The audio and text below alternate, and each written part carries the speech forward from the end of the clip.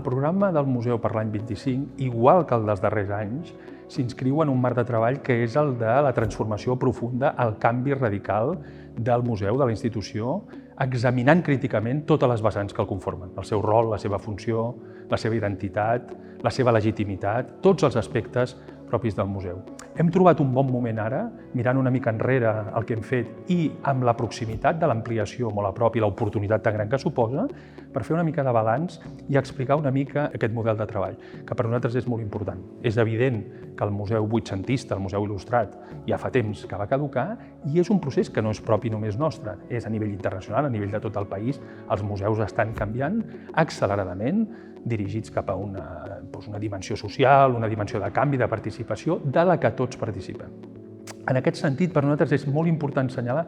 com treballa el museu, com fa això. El museu ho fa no des d'una abstracció teòrica, no des d'un dogma, no des d'uns principis, escrits fora del marc de treball del museu, sinó al contrari. Amb les obres d'art, amb les col·leccions, amb els artistes i amb els projectes. És la matèria prima del museu i és amb aquesta que el museu disposa situacions, genera relacions, genera preguntes i en lloc, de pontificar o de lliçonar de forma vertical, el que fa és disposar aquestes qüestions de manera que el visitant també tingui la llibertat de relacionar-se. Aquest és un model de treball que fa temps que desenvolupem i que és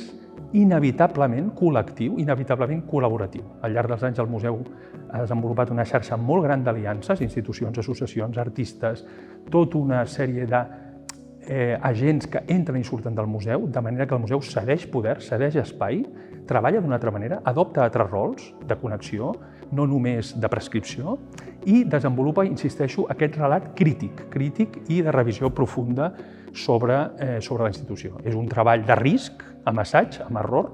de manera que el museu es va definint i va canviant a partir d'allò que fa i a partir d'allò que hi passa. Insisteixo, no des de la fórmula teòrica.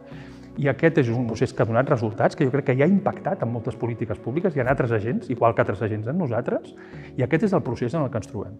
I en el programa 25 veureu com hi ha projectes que directament afecten aquesta idea, per exemple, que el museu tingui condició de present, parli de temes actuals i rellevants,